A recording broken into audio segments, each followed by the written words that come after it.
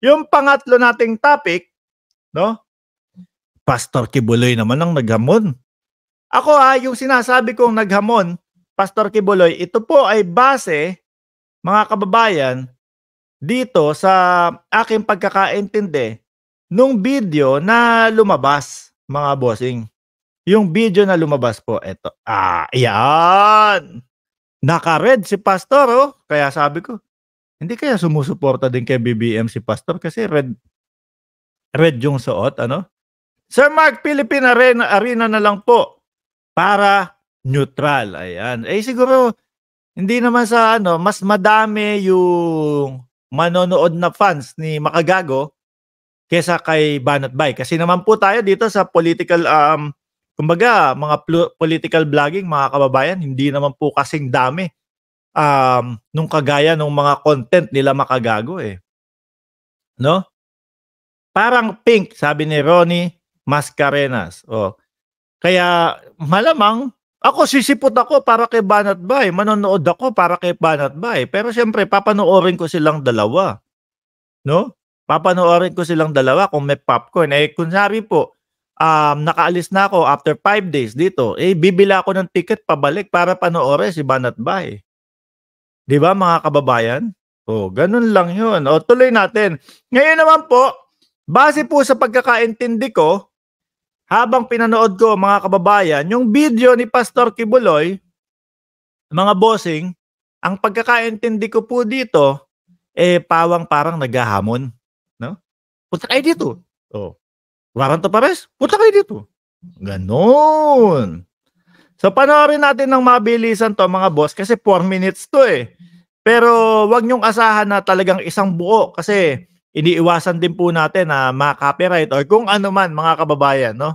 Although hindi tayo sigurado na yung copyright na ganyan, pero sundin na lang natin yung mga payo sa atin na i-play mo ng 10 seconds, tapos saka ka mag-reaction para talagang nire-reactionan mo kada 10 segundo. Okay, go! Ready and fire! Turn! Hindi na ako makawa. Wanted, ito kayo dito. Warrant of arrest. Share niyo. Wanted, punta kayo. Warrant of arrest, i-serve nyo. Ewan ko lang kung bakit hanggang ngayon hindi, hanggang ngayon po ba hindi pa din humihingi, no? Hindi pa din humihingi ng kumbaga assistance sa PNP, ang Sergeant at Arms ng Senado. Wala pa no? Kasi ako naniniwala po, mga kababayan, sa pambansang kapulisan natin, mga bossing, 100% po kapag sila po, no, yung Sergeant at Arms, kapag sila, lagpas na yung 24 hours, ilang na, umabot na ng weekends, no? Naniniwala po ako na kapag sila po ay humingi ng assistance sa pambansang kapulisan, sa PNP, mga kababayan, pati sa PNP Davao, agad naman po silang re-respondihan nito at agad silang sasamahan para ma-serve yung warrant. Ang problema lang, kaya hindi makapunta-punta pa din doon, hindi ko alam sa sa Sergeant at Arms ng Senado. Dahil ang PNP, 4-5 beses ng kumbaga, 4 na beses ko nang nakita na lumabas sa balita na talagang sila lang yung waiting para dito sa Sergeant at Arms. No? Kasi hindi naman po, kumbaga, hindi naman po saklaw ng Philippine National Police yung basta na lang po sila yung sila yung pupunta doon, mga kababayan. At dahil may arrest warrant ka na, nakita namin sa TV, sa Senado, kami nahuhuli sa iyo, hindi po ganoon, no? Sergeant at Arms po. At yung pagkukulungan o yung lagakan kay Pastor Kibuloy sa loob pa din po ng Senate, mga kababayan. Hindi pa din po yan doon sa mga oblo. Kaya lang, baka tumuloy-tuloy sa oblo kung sakali, no? Dahil nga ito na mga po, na-i-file na yung case sa Davao, na-i-file na yung case yung sa Pasig ang pinakamabigat po Dahil yung sa Pasig, no bail, mga kababayan. Yun yung qualified human trafficking. Po ba? Tuloy! Ano kaya kayo? Ba't hindi rin sila pumunta dito? Ay, hindi pwede. Kalukuhan lang yun. Para mapahiya lang ako. Halimbawa, indicted ako doon. And I have to be extradited. They have to go to the process. Foreign Affairs, POJ, Court of Appeals, Supreme Court, it will take them 15 years to do that. Kung ma-extradite ako. And if I'm extradited, much better. Kasi mas okay daw kay Pastor Kibuloy kung siya ay ma-extradite, mga kababayan, kasi may mga dokumento. Baka may mga dokumento na nga sila, mga bossing. Hindi natin po alam. No, dahil dito po, gusto nating marinig yung kanilang side, mga kababayan. Gusto nating marinig yung kanilang side. Pero yung pagsasawalang bahala sa Senado, no? Nako. Parang di okay yon. Marunong palang mahiya, sabi ni Erwin Lopez. Meron akong document dito. Talo pa rin dito. Ito nang hinaharap nila. So itong pagpapahiya sa... Pag nakamas pala si Pastor Kibuloy, no, medyo hawig kay kay Coach Tim Con. Mahilig po ako manood ng PBA Medyo hawig pala siya kay Coach Tim Con. It has made the kingdom more purified, more intact. Alam niyo, para masagot yan, mga kababayan, yung sinasabi na it's either pagpapahiya lang kung hindi totoo yung mga ibinibintang nila alias Rene. Loko to si Cheryl. Hindi ko nababasahin, Cheryl. Ayan, basta pinost ko na lang. Alam niyo, mga kababayan, para masagot yan, no? Para pati kami mapaniwala na pagpapahiya lang yan. Harapin, no? Harapin, lumantad, pumunta. Ako posible, no? 100% mga kababayan. Alam na nitong tao na to na pinirmahan na yung warrant of arrest niya. Mga bossing. Kung ako, ganyan. Kung ako yung nasa kalagayan niya at talagang 100%, alam ko na hindi ako guilty, mga kababayan.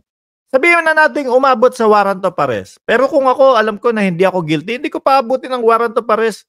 Tara, dyan pupunta ako sa Senado, ipagtatanggol ko yung sarili ko. Sasabihin ng iba, saan? Sa korte ni Risa Ontiveros? Ganun na ba ang tingin nyo sa Senado? Grabe naman kayo. Di dapat hindi na din kayo naniniwala sa pagboto ng mga presidente kung ang Senado natin binabaliwala nyo. Di ba? Ako po, kung sakali ako yung nasa posisyon nila o niya, kung alam ko 100% talagang talagang hindi ako guilty, haharap ako dyan. Kaya ko ipaliwanag yan. No?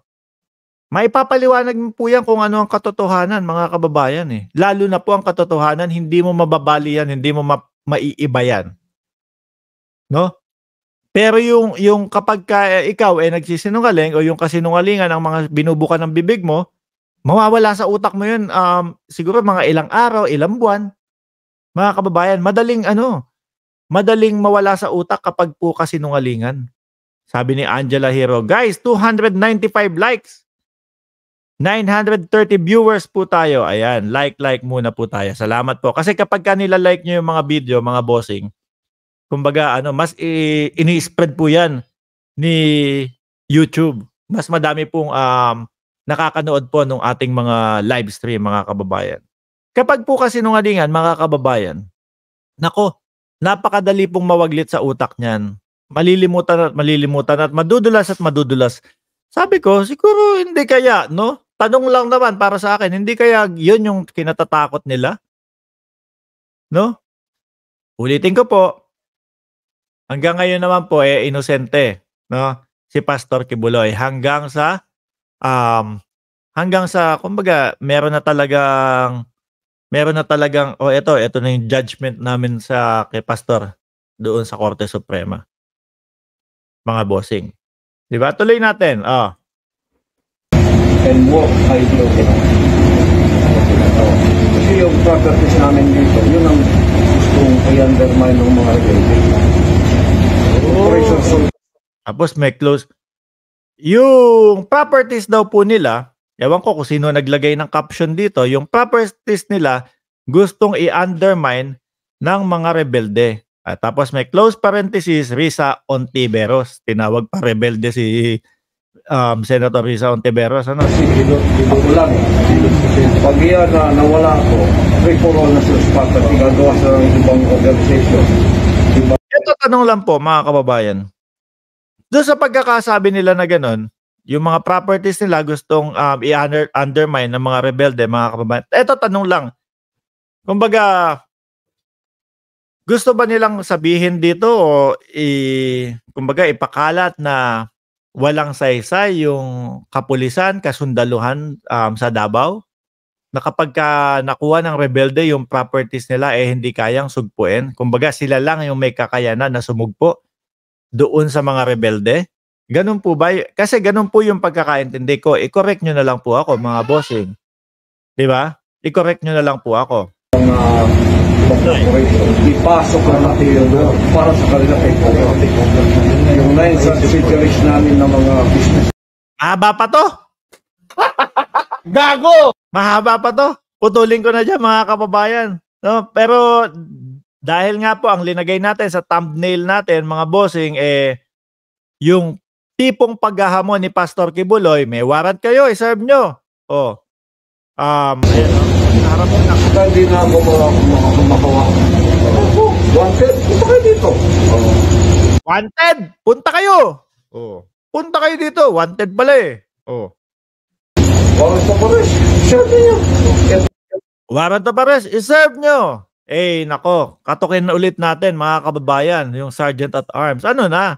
Anyari, boss? Kung sino ka man. Hinihintay ka ng pambansang kapulisan, no? Para maasistehan kayo. Bakit hanggang ngayon wala pa din? Baka nag-record si Kibbs para i-post na lang. Yung pala nakalayas na, sabi ni Erwin Lopez. Maaari, posible, pero kung sakaling ganon mga kababayan, kung ang pag-alis nila ang gagamitin nila yung mga mga bossing, yung mga ang tawag dito, mga lumilipad nila, malabo po, no? Dahil nga po binalita na ng Amerika na unsealed na yung kanyang mga kaso dun sa Estados Unidos. So mag-uumpisa na po diyang makipagtulungan sa Interpol mga bossing. Kagaya po nung kay Tebes.